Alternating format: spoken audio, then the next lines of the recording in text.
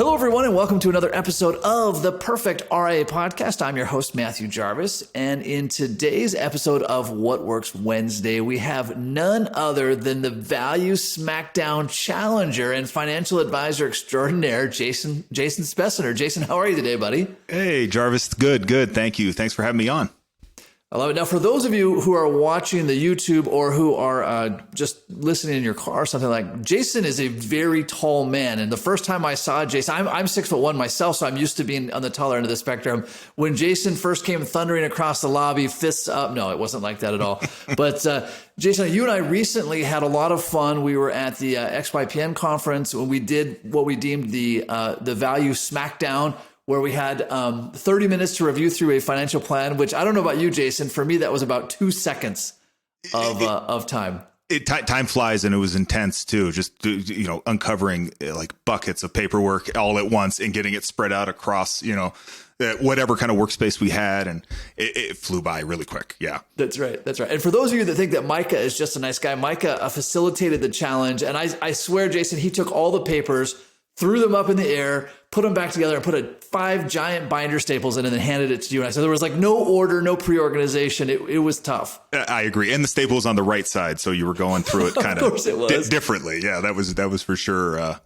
Tax returns were together. Exactly. Different order of stuff, and yeah. Oh yeah. Yeah, but it was a ton of fun. I'd love to go through some of the lessons that we learned. One of the insights that I really got from that was when you and I were in separate rooms while we were doing it, and when I came back over, when they brought me over, you were working on a Rubik's Cube. And at first I thought, we had never really met. I thought, this guy's just taunting me. Like he's got it so figured out. He's got this Rubik's Cube. But Jason, that's something you keep handy kind of all the time. I do. And in fact, now that you say that, I look around the desk I'm sitting at right now, and there is not one here. But I do like to use that as sort of a distraction from bigger distractions, if that makes sense. So instead of having, like a phone that I would play on or a website I would browse on, whenever I'm feeling sort of want to be engaged in something, but not necessarily kind of get all the juices going, I'll just solve a Rubik's Cube, which has just sort of a recognizable pattern that you can kind of go through and learn and understand. And so that's what I use it for, is just sort of that sort of keep me even keel thinking wise.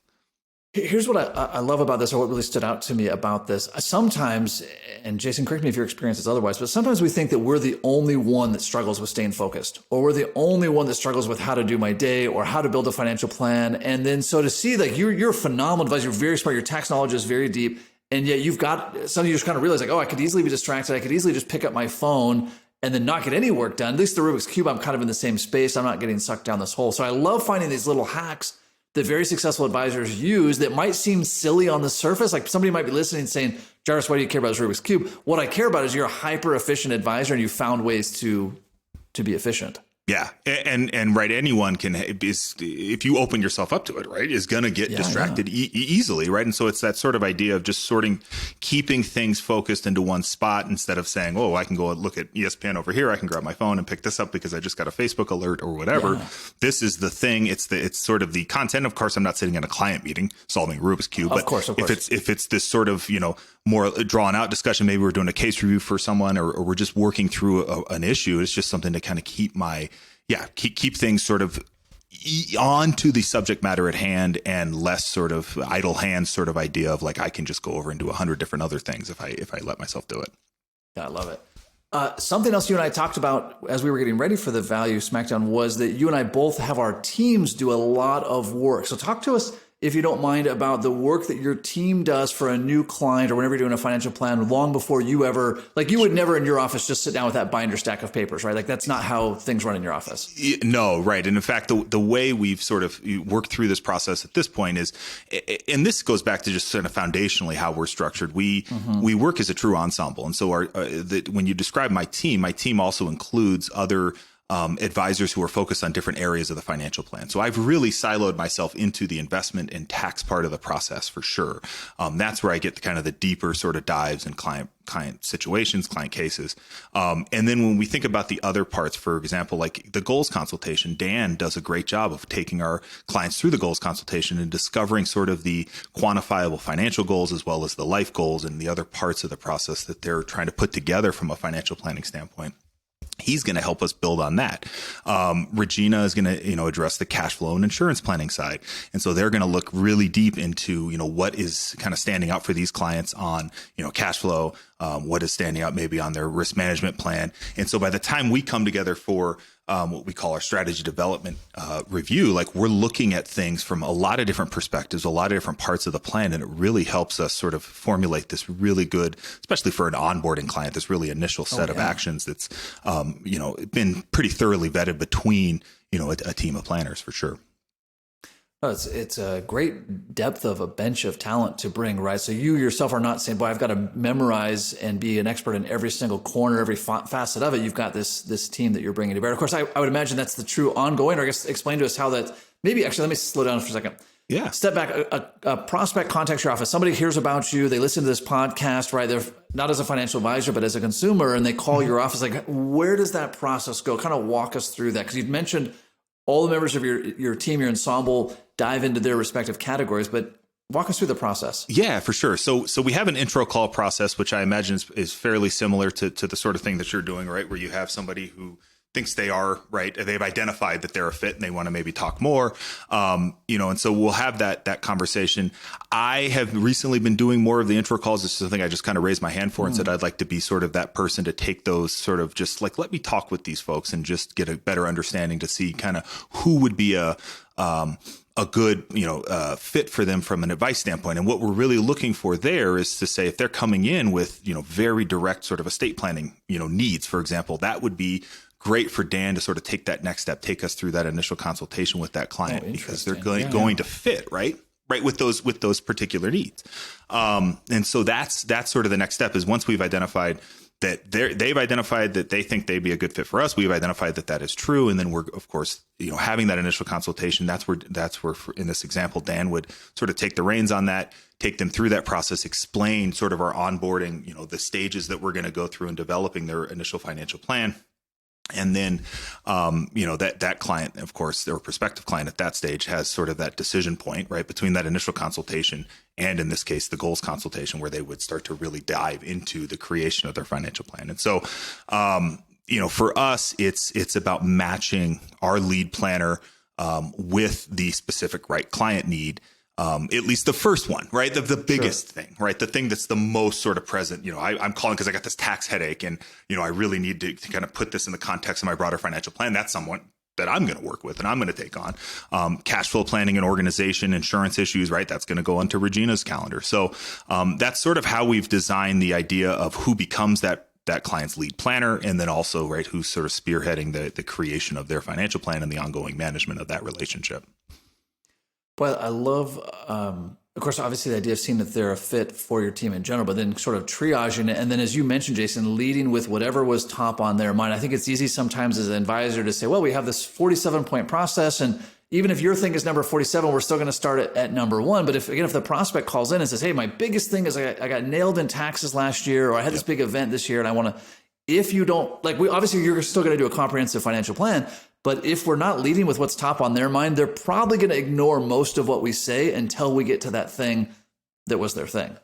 Exactly. And we have the professional judgment to say, okay, well, in addition to this tax headache you have, by the way, your estate plan is a mess, right? And we need to address this now. And that's where we can bring in sort of more of that sort of a nuanced experience in each of these areas and bring each other together to, hey, in addition to talking about this thing, Jason, really mention that this estate plan, needs A, B, and C fixed or worked on.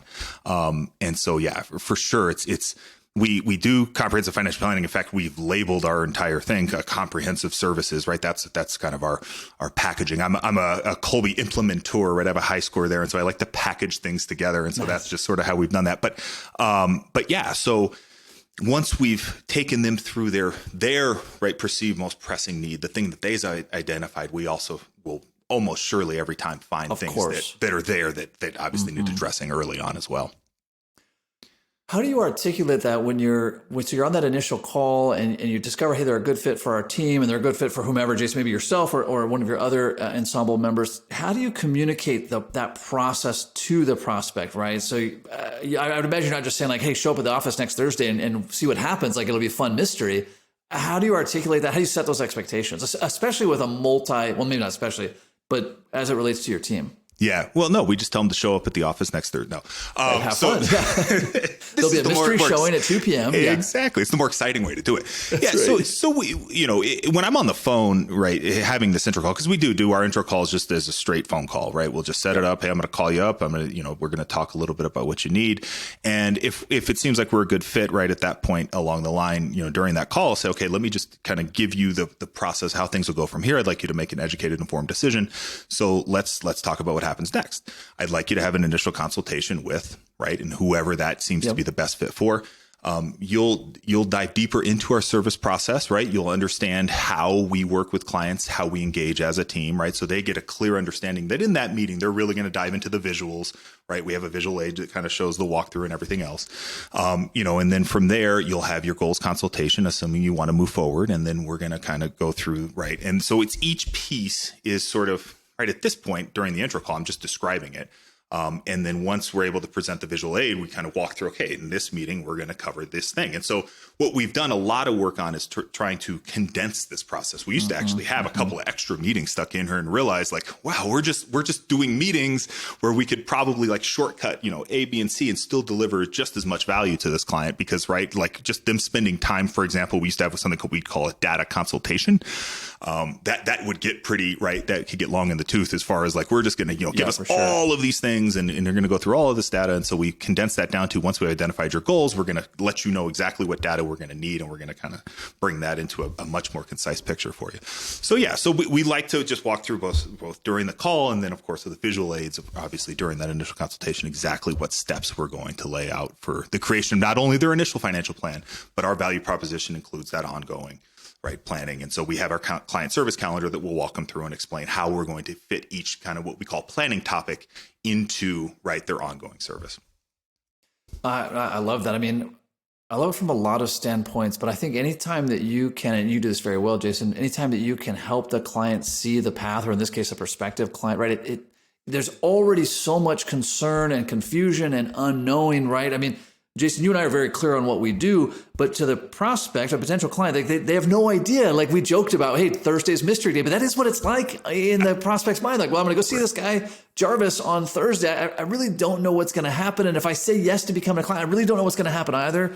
So I think, Jason, to your point, to be able to illustrate that, I mean, you literally illustrate it. Mm-hmm. Here's how this process looks, not just this first meeting or the next one, but for the entire year. And you've talked about it plenty, and I think expectations, setting and then managing those expectations is so critical, right? Because when the client knows that from step A to step B there might be this decision involved, or there might be nothing, but you just need to do this little bit of homework or whatever it is, that just gives them such a clearer idea of where they're going to start to find the value, right? That they're ultimately coming to us looking for value, right? They were like, hey, I want to do this because I want to get something out of it.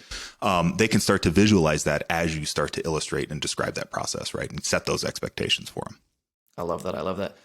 You had mentioned earlier that your kind of areas of focus are more on the investment side and on the tax side, correct? Now, you have a pretty deep tax background, right? Even outside of financial planning, correct? Well, my background as a tax practitioner actually kind of started as something I was just looking to sort of get into as I don't know if you want to call it a side hustle, but just a part of like where I could add more value, where I could start to bring on some more sort of, different stuff on the service side. And so I actually started as a financial planner and got into the tax side separately, right? And then, as I started doing it, I was like, oh, this is pretty neat, right? And I could actually, I'm beyond just like mom and a few friends and like preparing tax returns, like I can actually do this for clients if I wanted to. And so that's kind of where that started to go.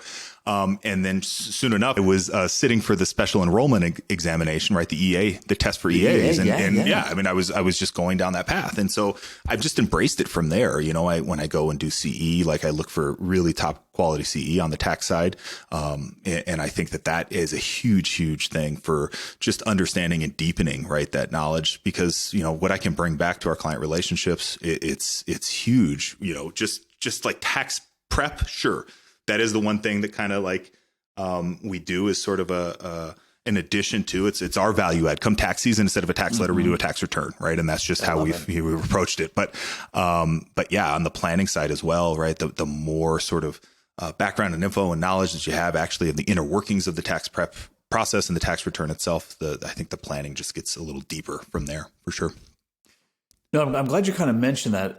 Mike and I talk a lot about tax planning on the podcast. We're obviously big advocates, as are you. But sometimes I have a tendency to kind of gloss over what it takes to have a deep knowledge, right? This isn't that you read one newsletter. I mean, you spent a lot of time looking at a lot of tax returns. And then when we looked at those tax returns for the Value Smackdown, there was a lot of things that you were drawing out of there. I mean, and that was at a glance, right? Just rapid fire. But that comes from, and correct me if I'm wrong here, Jason, that comes from you've looked at a lot of tax returns. That was clearly not your first or even your 50th or even your 100th tax return that you looked at. Yeah, I mean, well, looking at, right, every single client in the door, right, I'm going to see their tax return every year. And then on top of that, right, I mean, I've prepared a lot of tax returns. So it's all of this sort of, almost just instinctual, like, okay, well, that's going to go right here on this return. And we need 8606 to do this. We're going to have to do this conversion here. And it's just, you start to almost think through things how it's going to show up in a return. And maybe even, sometimes I catch myself thinking, okay, well, in 10 years, what will happen? That's right. Those sorts of things happen again from that sort of instinctual knowledge that you only gain from just repetition, right? I like to tell, I coach my kids' baseball team. I assist as a coach, but I like to say that baseball is a game of reps, right? You just got to keep doing over and over and over, and you get consistently better at it. And it's the same thing in anything, really. I mean, it applies everywhere, but especially in the tax prep and planning side. The more and more you see, the more and more you get comfortable with, and just have that instinctual knowledge to aim the client in the right direction, for sure. Yeah, I like that baseball comparison, right? I mean, you could read a lot of books about baseball, just like you could read a lot of books about taxes, but it's really, you've got to get those at bats. A funny thing, I don't know if you've ever done this, a funny thing I used to do when I was trying to learn more about taxes is, a lot of politicians will publish their tax returns. And we don't need to go into the political side of that, but I love to download those and then kind of like, all right, if I was doing a financial plan for the president or this member of Congress or whoever, but it's a way, because I think sometimes as advisors, we get stuck and we say, well, how do I get more at bats? Yeah, there's a lot of places to find at-bats. Your own clients' tax returns are an important place to start, but there's a lot of places to start looking at those returns. Absolutely. I think I use, here's, I guess, a plug for Holistiplan, but use Holistiplan. And I think one of the first returns I ever just kind of plugged in just to see what it would do was, I don't know if it was Obama's return or someone's return at the time. I just plugged into that, just to see what it would spit out before I was going to shoot client returns in there and before I had done all the vetting of everything. So, but yeah, it's an interesting exercise because there is plenty of opportunity to actually go and look at real life scenarios. Lots of potential complexity involved, as well. And so you can start to get some experience there. But I mean, right, just doing in practice is huge, right? And obviously we're of course in practice, but you have to get yourself the educational background to really kind of improve and move up sort of the planning ladder, so to speak. And so I think that's important part of it as well, is not just practicing, but being in practice, if that makes sense. For sure. Yeah, working on your skill. Sure. Would you recommend the EA designation to advisors? Or I guess maybe if an advisor saying, boy, I'd really like to deepen my tax knowledge, Jason, you really have this dialed in. Like, what path would you recommend someone go down? I mean, you could, right? I think that was the first step as far as when I was talking on Steven's podcast about action items of like, if you really want to get into kind of this deep knowledge of tax preparation, like go ahead and study for the special enrollment examination, because that'll give you a really good sense. Like if you sat for the CFP, you have kind of the individual part, you have almost kind of not all of it, but a big chunk of that. But then you'll get into business tax, you'll get into other areas, right, where you'll start to really understand some deeper sort of things. That's definitely a good course of study. But it's only going to sort of get you that sort of initial. It's just like the CFP. It's going to get you certified, right? If you actually take and pass the exam, you're going to be an enrolled agent. Assuming you go through all the other kind of parts of actually doing it from signing up. But beyond that, you're still going to need to further that knowledge. And so if you don't want to sit for the EA, right, go and look at good courses of study, of continuing education on the tax side. I think of like the ones I go through. There's a place called Compass Tax Educators, which I find to be one of my favorite. Right, Tom Grzansky. He's an excellent U.S. tax court practitioner. Does a great job of really distilling down some of the key issues that our clients face on a day-to-day basis and helping understand where the planning opportunities are. But things like that will really sort of broaden your expertise in the area. You don't need to get a credential to do that. You can educate yourself whenever you want to. I love that. As we talk about reflecting back kind of on your career path, what's something that really stands out where you thought, boy, I was really stuck here, or this was a hard part in my practice growth? And then how did you get get past that, right? Is there something that kind of stands to mind where you say, boy, this was really a tough hurdle to get over? I don't know if there was any like super tough hurdles as much as there was just sort of my own self-limiting beliefs, if that makes sense, right? Sure. Just my things of like, well, like if I had it this way, I could do this much better. When in reality, it was more of just the action, right? Of taking action. And so, I think of lots of examples of that, but I like to draw on kind of a more recent thing that has happened as far as what we've done to sort of right size our relationships, graduate clients. And, that's a tough one. And it was a big one, right? I mean, we took probably the biggest bite of that apple ever. And in fact, now we have sort of transitioned into this. We have a single service model. We don't have legacy clients any longer. Yeah. And so that was great, but it was also very, very difficult. But on the other side of it, and now we're sitting on the other side of it, like a month into it, frankly, it's been that recent. Just recognizing and understanding sort of the relief as far as being able to, okay, if we're going to make this change, it's going to apply to this segment of clients. No, it's going to apply to all of our clients, right? And as far as what we're able to bring to the table from whether it's the value add, for example, if we're doing a tax return, preparing a tax return for a client, that's easy. But if we're not going to, we are going to send them a tax letter. But prior to this, like, how do we identify, right? Who gets that or who gets the tax return? Or how much do we give them a discount if we're going to charge them? Right? All these various sort of things that are now sort of like obsolete questions. That was a challenging frog to eat, so to speak. And having done that, it sort of opened the doors to just all sorts of flexibility from a practice growth standpoint, for sure. No, I'm glad you brought that up. I think that is probably one of the hardest things to do in established practice is graduating clients. Raising fees is a really tough one, but graduating clients, and again, these are clients you've had for a long time, right? These weren't people that just onboarded last week. Those are tough conversations to have. A lot of head trash around that. I'm curious to know, if you don't mind sharing, Jason, how did you make those clients that needed to be graduated? Did you sit down with them? Was it a phone call? Was it a letter? Did it kind of depend on the relationship? It did. It depended on the relationship. And there was a fee raise involved for a vast majority of them. There were a handful of clients that actually there was basically the same or even a slight decrease, right? It's just the pricing structure that we had used for legacy clients. It just differs from the pricing structure we use today. And there's a lot kind of in there that we don't necessarily have to go into, but at the end of the day, right, the majority of clients, what we actually did was sort of a year-end value add to look at Roth conversion, tax loss harvesting, kind of polish up the year-end stuff, and then also make sure that we're addressing, hey, where are we going moving forward? What sort of changes are we making to our service model? And for the ones where it was, fairly obvious sort of this isn't going to be a fit, we offered everyone the opportunity to continue on, but we said, hey, we understand that this may not be the right size, it may be more than you need, frankly. And there's a lot of folks where potentially what we're doing is just beyond the sort of scope that they were looking for. Sure. And so, for those, we just sort of identified, hey, like, here are the resources that can help you find a better fit for what you need. We, majority, again, was a meeting. There was a handful that it was just a letter. Essentially, we, generally communicate via email as opposed to like an actual like snail mail letter.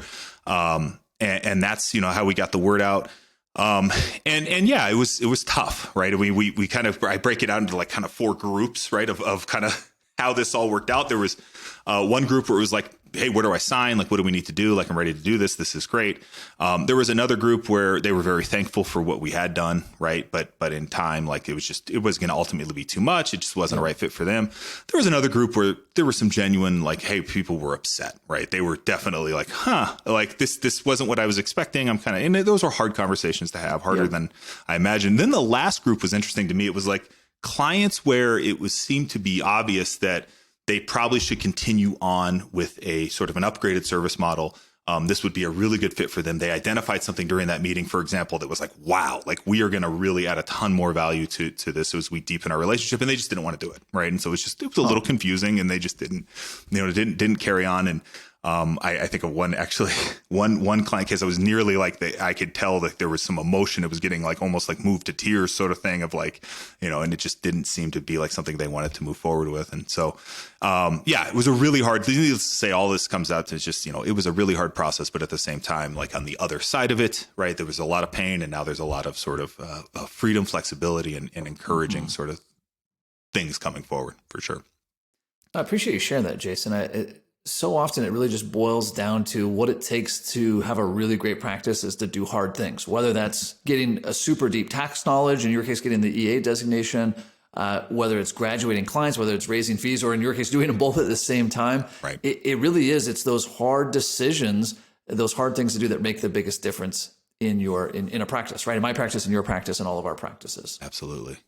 Well, Jason, I really appreciate your time today. Any parting action items that you would give to an advisor listening, kind of wherever they were at in their career? If you said, boy, there's just one thing, if you went and did this week, it would really make a difference in your practice. Yeah. I think just back to that right sizing idea. Yes. If you're looking at right sizing graduating clients, just looking at making sure that your client roster, client book, whatever you want to call it, fits well with your service model. Start with the obvious 10%, right? That's something that we did. We went to the obvious 10%. It was, hey, this wasn't going to be a good long-term fit. This client had a lot more challenges than we were able to accommodate. The revenue, as far as the value, was mismatched. Start there. Use that as the basis to sort of refine the process that you're going to take kind of the larger group through when you're ready to make a transition like this, and really use that as sort of that eye-opening experience of what sort of issues you need to address, what sort of strings you need to pull, so that you have a seamless experience that gives you, again, that sort of freedom, flexibility, empowers you to have, again, a right-sized practice going forward. So I love it. Yeah. I love it. Well, Jason, thanks so much for those insights and for kind of opening your practice up to let us kind of see what's going on there. Completely agree with you, right? So those tough decisions that make the biggest difference and allows you ultimately, and this, I know this is what you're solving for, to deliver the most value possible to the clients that are the best fit, right? So those clients that you graduated were just not a perfect fit for your practice. Not good, not bad, just not a good fit. The ones that are still here are people that no one else on earth can deliver more value to than you can. So I love that. Thanks. Well, Jason, again, thanks again for your time. Really appreciate all that you do. And for all of our listeners, until next time, happy planning.